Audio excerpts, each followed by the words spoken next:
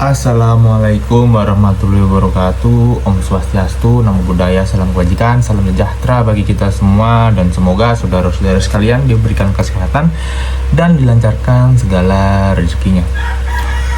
Baik, saudara-saudara sekalian, sebelum memasuki berita, pada kesempatan kali ini dimohonkan untuk saudara-saudara sekalian menekan tombol subscribe, like, dan jangan lupa komen, serta dibantu untuk share-nya untuk mendukung keberlangsungan dari channel Rizky Munardin. Terima kasih. Silakan disimak berita berikut ini dengan seksama dan jangan di-skip.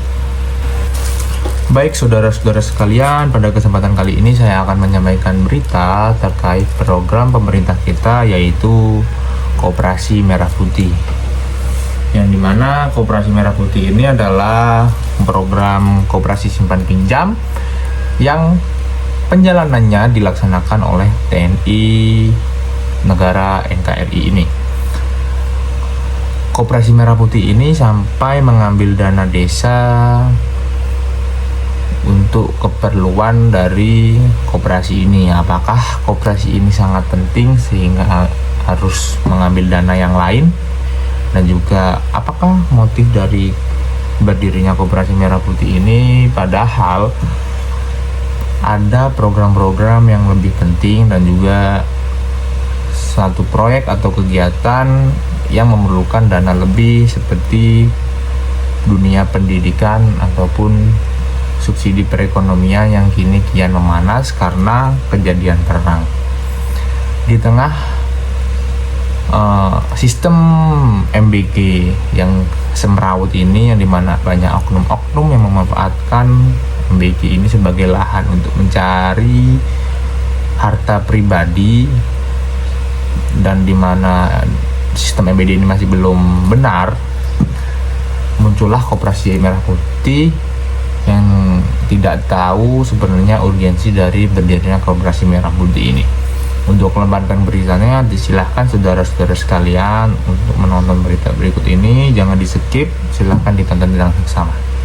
Gue heran, dari sekian banyak potensi bisnis yang bisa dikembangkan oleh Koperasi Desa Merah Putih di desa, kenapa model bisnisnya Alfamart sama Indomaret yang harus diambil? Sampai-sampai mau menyetop izin baru pembukaan Alfamart sama Indomaret. Ini loh yang bikin negara itu susah maju, gak ada inovasi. Nah, kita pahami dulu ya, Alfamart, Indomaret itu sudah memutar ekonomi. Kalau misalnya memang pemerintah itu mau mengembangkan ekonomi kerakyatan, bisnis di desa, ya kembangkanlah satu bisnis yang menciptakan market baru, bukan justru mengambil market yang udah ada. Kalau mereka hanya membuka Alfamart baru, Indomaret baru di bawah Koperasi Desa Merah Putih, yang ada cuma menggeser belanja orang yang tadinya ke Alfamart ke Koperasi Desa Merah Putih. Apa untungnya? Alfamart dan Indomaret ini juga sudah mempekerjakan ribuan, puluhan ribu orang untuk bekerja di Alfamart Indomaret, termasuk yang di desa. Gajinya juga sangat layak. Coba kalian cek ke desa, mereka yang jaga toko kelontong punya warga lokal versus mereka yang beneran kerja di Alfamart sama Indomaret, gajinya tuh beda jauh.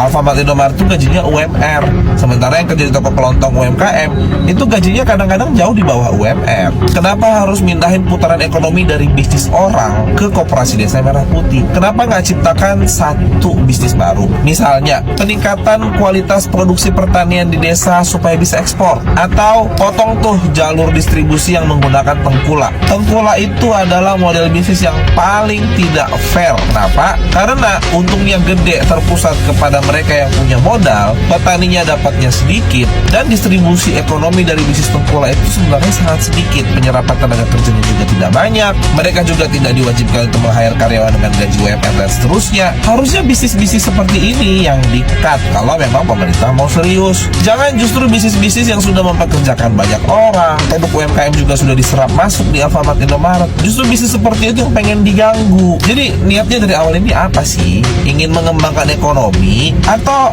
emang pengen merebut bisnisnya orang lain masuk ke lingkaran orang-orang yang mendukung pemerintah? Gue gak ngerti alasan dan logika di balik itu. Kalau kalian ngerti, coba komen di bawah. TNI kuat merampok rakyat menjadi jargon nyata ketika proyek militer TNI yakni Koperasi Merah Putih mengambil alih alokasi dana desa masyarakat. Melalui proyek Koperasi Merah Putih, TNI kini memangkas dana desa bahkan mencapai 34,57 triliun rupiah yang semula diperuntukkan untuk pertanian. irigasi, infrastruktur, dan pembangunan masyarakat desa. Dana desa dipangkas hingga 70 hingga 80% setiap desa.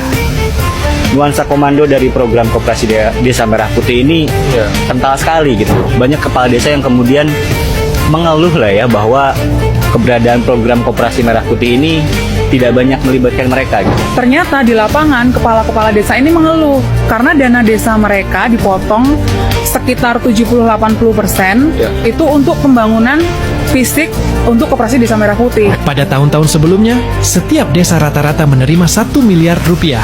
Maka tahun ini mereka akan menerima 200 juta hingga 300 juta saja. Seorang kepala desa di Klaten, Jawa Tengah, mengaku kaget karena dana desa yang diterimanya berkurang drastis dari 100 miliar menjadi sekitar 373 juta rupiah.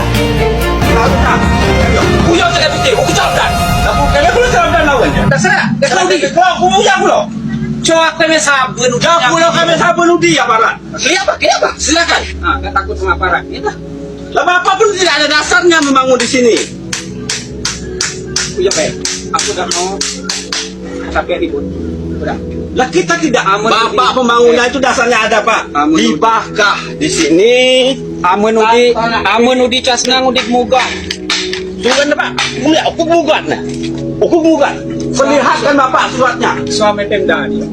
Suami Pemda. Pernah terpikir bagaimana caranya beban negara untuk bansos berkurang tapi rakyat justru makin sejahtera? Menteri Koperasi Ferry Juliantono punya jawabannya melalui Koperasi Desa Merah Putih. Beliau secara tegas mendorong penerima PKH dan sembako untuk bertransformasi menjadi anggota koperasi. Fokusnya adalah menciptakan keluarga mandiri yang tidak lagi menggantungkan hidup pada program pemerintah di masa depan. Ferry sedang menyiapkan kendaraan ekonomi agar masyarakat desa bisa berbisnis secara profesional. Menariknya, program ini sudah menunjukkan pertumbuhan yang signifikan, seperti yang dikonfirmasi oleh Emil Dardak di Jawa Timur. Dari ribuan menjadi ratusan ribu anggota dalam waktu singkat. Ferry menekankan bahwa koperasi ini bukan sekedar bangunan fisik, tapi instrumen untuk memotong rantai distribusi yang panjang agar warga dapat harga murah sekaligus profit dari usaha koperasinya sendiri. Jika Ferry berhasil mengintegrasikan program Kemsos ke dalam sistem koperasi ini, maka kemandirian ekonomi desa bukan lagi sekedar jargon politik, melainkan realitas baru yang sangat mungkin dicapai dalam waktu dekat. Program MBG belum rapi, ada lagi program koperasi desa. Pemerintah ini banyak maunya kalau gue lihat. Bukannya fokus membenahi masalah yang ada, justru malah nambah masalah baru, ya. Sekarang malah impor 35.000 mobil pickup dari India buat koperasi desa. Koperasinya belum ada, mobilnya udah kadung impor duluan. Urgensinya apa coba impor mobil dari India? Kenapa nggak pakai mobil dalam negeri aja sih? SMK?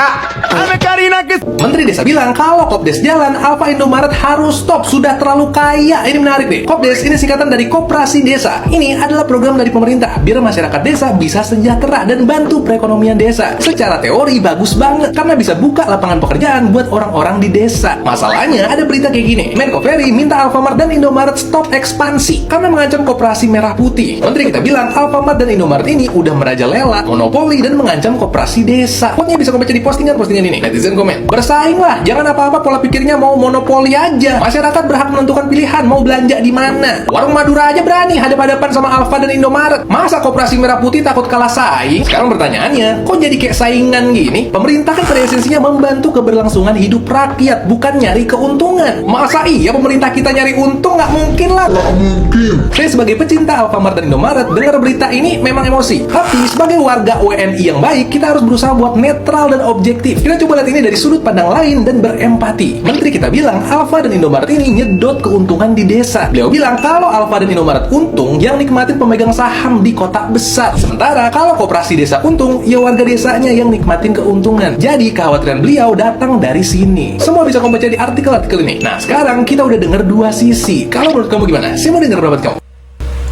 Baik saudara-saudara sekalian, itu dia berita yang dapat saya sampaikan. Dimohonkan saudara-saudara sekalian untuk menekan tombol like, subscribe, dan juga komen, serta dibantu untuk share-nya untuk mendukung keberlanjutan dari channel Rizky Mutadin. Dan juga sekali lagi saya ingatkan untuk saudara-saudara sekalian untuk selalu mencari kebenaran dari segala jenis berita untuk menghindari hoax dan untuk menghindari penggiringan opini yang tidak pasti. Baik, terima kasih.